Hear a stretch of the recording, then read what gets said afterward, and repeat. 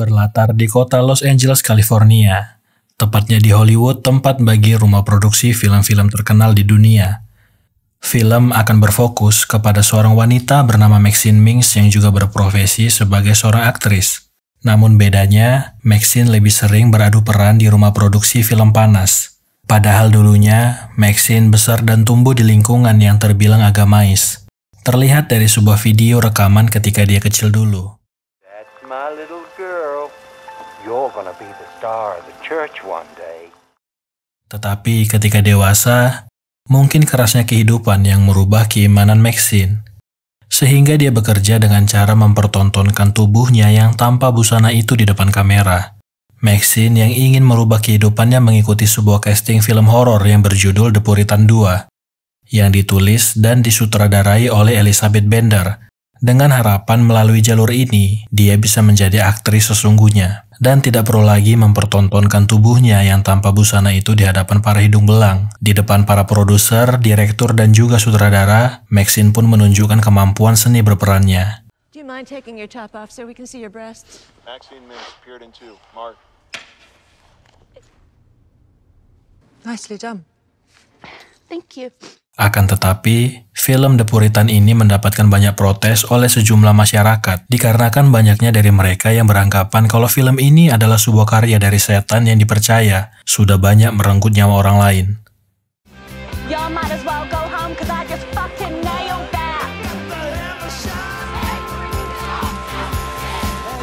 Di saat yang sama, berita di TV dan surat kabar memberitakan serangkaian kasus penghilangan nyawa di kota Los Angeles. Pelaku tindak kejahatan ini dikenal dengan nama si pemburu malam, yang sampai saat ini masih diburu oleh pihak kepolisian. Sehingga polisi menghimbau supaya seluruh masyarakat Los Angeles jangan berpergian sendirian di malam hari. Setelahnya, Maxine kembali ke rumah produksi tempat dia bekerja selama ini.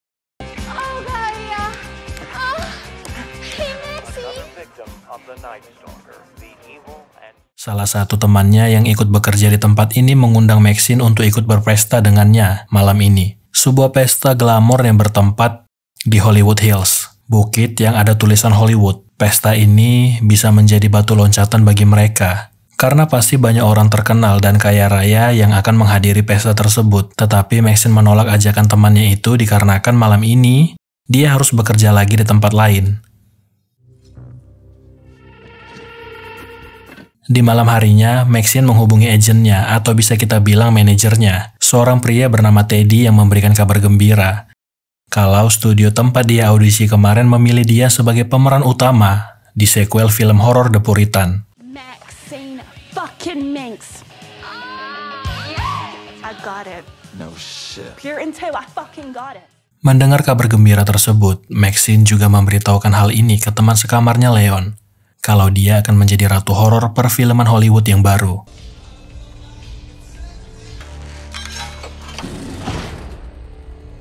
Sementara itu, ketika Maxine bekerja di sebuah tempat yang tidak berbeda dengan pekerjaannya selama ini, seseorang yang misterius memperhatikan dia dari balik kaca. Terlihat kalau pria tersebut seperti kesal dengan apa yang dilakukan oleh Maxine. Setelah Maxine selesai bekerja, Amber masih berusaha untuk mengajak dia ikut bersamanya ke pesta di atas bukit Hollywood. Namun kembali lagi Maxine menolak ajakan itu dikarenakan besok pagi dia harus bangun lebih awal untuk fitting baju buat syuting film barunya. Ya mau nggak mau, Amber pun pergi ke pesta itu sendirian. Ketika Maxine berjalan di sebuah lorong menuju apartemennya, seseorang mengikuti dia dan sialnya gerbang tempat dia biasa lewat di malam itu malah terkunci, yang menjadi kesempatan bagi si penguntit untuk mengancam Maxine supaya menyerahkan barang-barang berharga miliknya. Tetapi di luar negeri sana, terkhususnya Amerika, kepemilikan senjata api sangat lumrah untuk mengantisipasi situasi seperti ini, sehingga keadaan sekarang berbalik. Maxine sekarang menyudutkan si perampok, dan hal yang paling mengerikan dalam hidup si perampok akan terjadi setelah ini.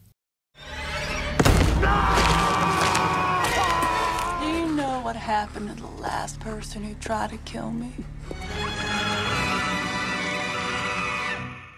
Oke, selanjutnya saat Maxine berada di unit apartemennya, dia mendapatkan sebuah paket misterius yang berisikan video rekaman dirinya yang melakukan adegan 21+. Maxine terlihat tidak nyaman dengan rekaman tersebut, seperti ada sesuatu yang membuatnya trauma dari rekaman itu.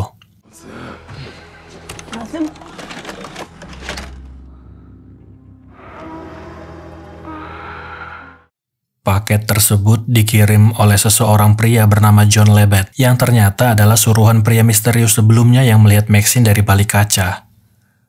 Sementara itu di tempat lain, bukannya mendapatkan kemeriahan pesta, Amber sialnya menjadi objek kebrutalan suatu sekte yang sengaja merekam dia ketika menjadi bahan penyiksaan sekte tersebut.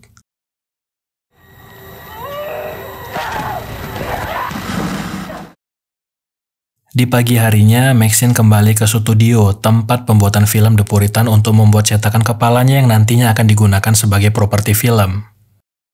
Setelah selesai membuat cetakan, si pembuat cetakan meninggalkan Maxine di ruang tersebut supaya cairan cetakan tersebut mengeras dan membentuk wajah Maxine. Ketika dia sendirian di ruangan tersebut, dia merasa kalau ada seseorang yang meraba tubuhnya yang mengingatkan dia dengan sebuah memori masa lalunya yang sangat kelam.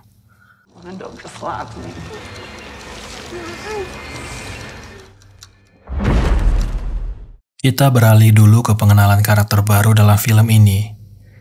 Dua orang detektif yang menyelidiki kasus penghilangan nyawa yang akhir-akhir ini sering terjadi di kota Los Angeles. Mereka mengidentifikasi dua tubuh yang sudah tidak bernyawa, dan naasnya, salah satu korban adalah teman Maxine, yaitu Amber. Si pelaku kejahatan memberikan cap tanda pentagram sebagai simbol kalau pelaku penghilangan nyawa dua wanita ini adalah si pemburu malang. Are you okay?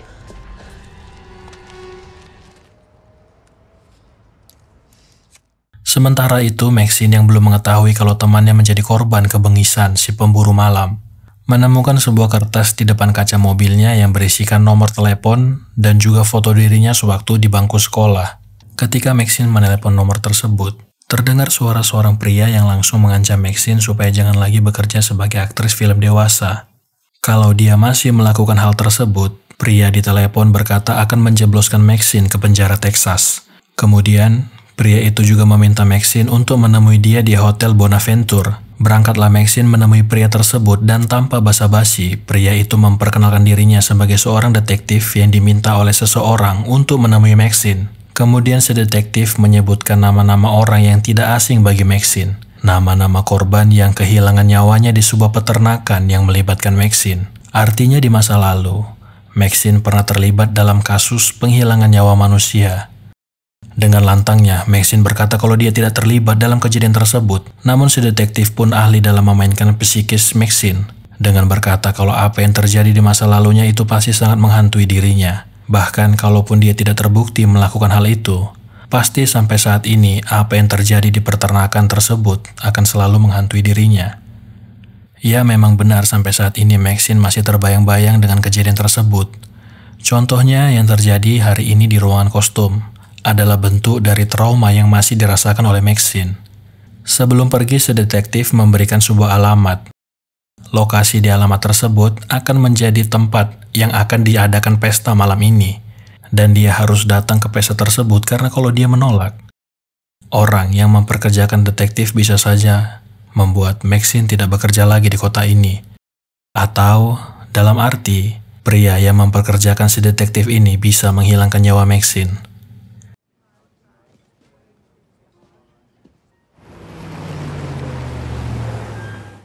Setelahnya di depan apartemennya, kembali lagi Maxine ditemui oleh dua orang detektif.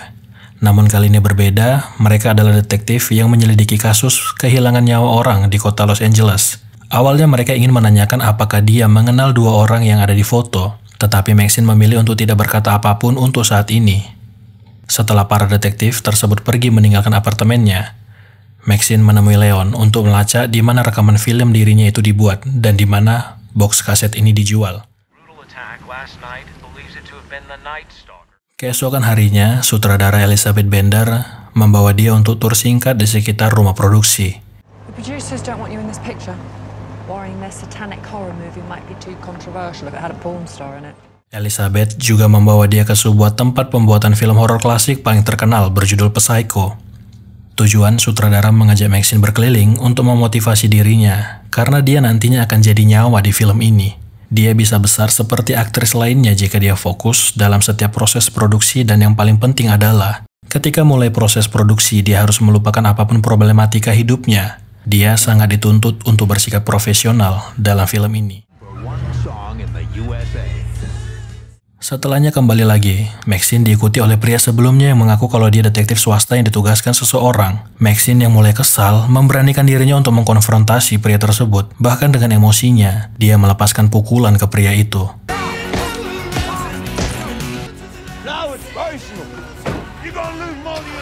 Bingung dan khawatir dengan kondisinya sekarang, Maxine pun mencari perlindungan dari tidak lain dan tidak bukan manajer sekaligus pengacaranya, yaitu Teddy yang memang siap memasang badannya untuk melindungi Maxine dan juga karir keaktrisan Maxine.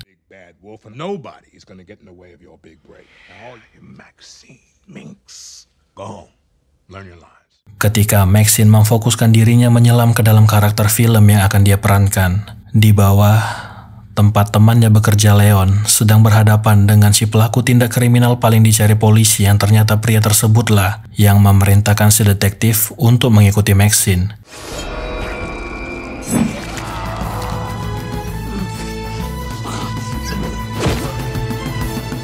Tapi masih belum kelihatan wajah si pelaku dan juga apa motifnya meneror Maxine. Di pagi harinya barulah Maxine mengetahui kalau sekarang temannya yang menjadi korban si pemburu malam.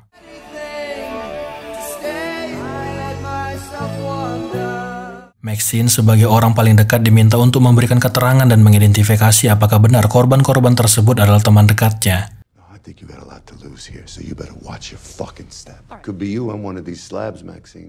Kembali lagi, salah satu detektif menginterogasi Maxine apakah mungkin ada keterlibatan dirinya dengan si pelaku. Karena dua orang korban ini adalah teman dekatnya, artinya kemungkinan korban selanjutnya adalah dirinya. Maxine diminta untuk kooperatif dan memberikan informasi yang sekiranya bisa membawa para detektif ini menangkap si pelaku, dan juga untuk berhati-hati dan selalu melaporkan ke mereka jika melihat orang-orang dengan gerak-gerik mencurigakan.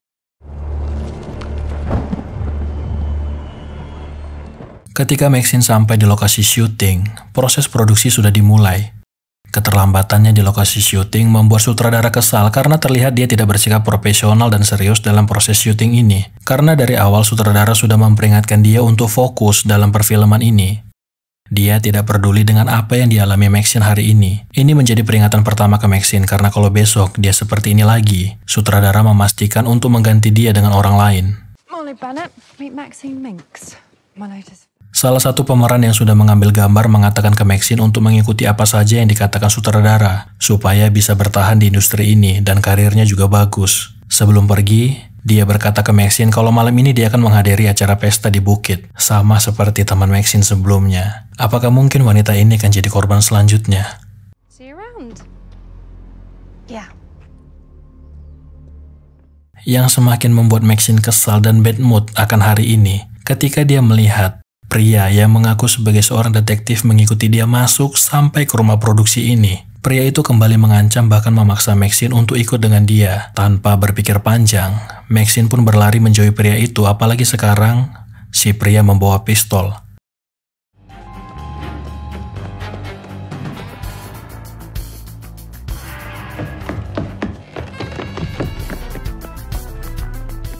Pria itu mengejar Maxine sampai ke rumah produksi film Psycho. Untungnya petugas keamanan di tempat itu mengetahui kalau ada orang asing yang bukan kru ataupun pemain memasuki tempat produksi. Ini menjadi kesempatan bagi Maxine untuk segera keluar dan menjauh dari pria tersebut. Di saat yang bersamaan, sutradara mengultimatum Maxine untuk segera menyelesaikan apapun yang mengganggu dia untuk fokus dalam proses produksi film ini. Whatever's going on in your life that's interfering with the squash show. I intend to. Maxine yang sudah jenuh dengan semua ini pun menjalankan aksinya untuk menyelesaikan ini semua untuk selamanya. Dia tahu kalau pasti malam ini pria tadi kembali mengikuti dirinya. Sehingga ketika berada di sebuah klub, Maxine memancing pria tersebut untuk mengejar dia yang ternyata Maxine sudah bersiap dengan manajer dan juga pengawal yang siap menjaga dirinya. Tanpa banyak basa-basi, mereka tidak mau mendengar apapun alasan pria itu mengikuti Maxine. Dan si pria yang mengaku detektif tadi berubah menjadi detektif geprek. Oh no, no, please, turn it off. I don't want to die in here.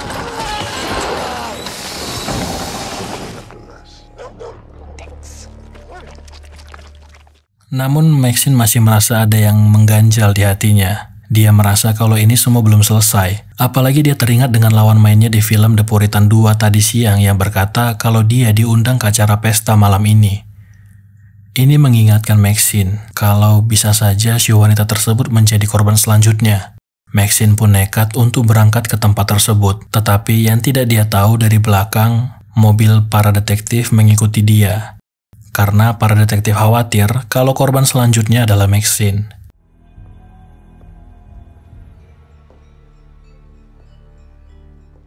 Ketika sampai di tempat tersebut, Maxine disambut dengan sebuah rekaman yang memperlihatkan dirinya ketika kecil dulu. Ini semakin aneh, dan yang paling membuat ini di luar nalar adalah I knew you'd come. It's taken me years to find you.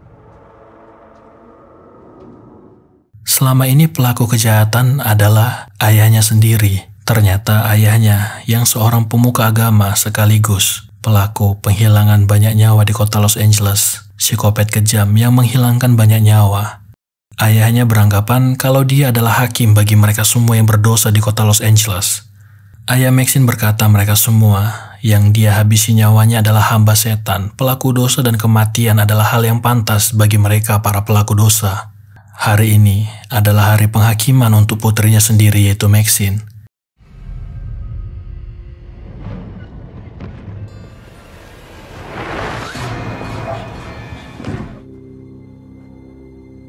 You will be saved.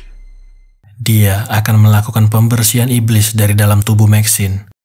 Never hide amongst us. The choice is yours. Akan tetapi proses pembersihan tersebut dihentikan oleh para detektif yang sudah bersiaga untuk mengepung si pelaku kejahatan. Namun para pengikut ayahnya tidak membiarkan seremonial pelepasan roh jahat ini diganggu begitu saja. Sehingga tidak ada pilihan lain selain menyerang para detektif. Fight for him! Fight for your families! To the death!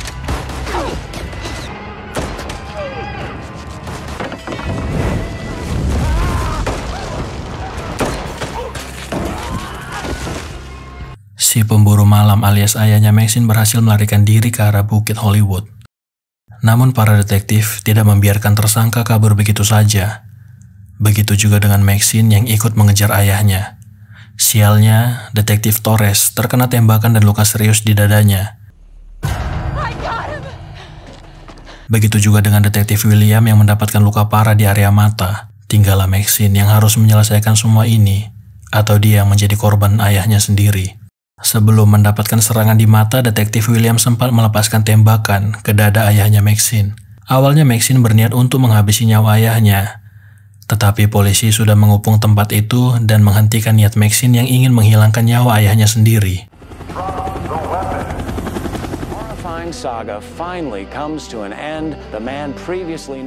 Si pemburu malam pun akhirnya tertangkap dan Maxine menjadi headline berita. Dia berhasil menghentikan si pembunuh berantai.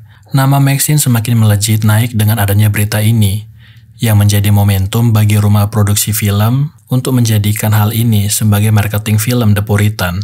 Bahkan Maxine berhasil menyelesaikan proses syuting The Puritan 2. Akting Maxine melebihi ekspektasi dari sang sutradara. Di akhir, Maxine berkata kalau dia tidak ingin apa yang dia bangun ini selesai sampai di sini. Tapi apakah benar Maxine ini pahlawannya? Karena sebenarnya Maxine ini punya masa lalu yang sangat kelam, yang membawa serangkaian peristiwa mengerikan di kota Los Angeles terjadi. Mungkin kisah masa lalu Maxine ini bisa kita bahas di film selanjutnya. Jika kalian penasaran dengan masa lalu Maxine, silakan komen di bawah, dan sampai jumpa di film menarik lainnya.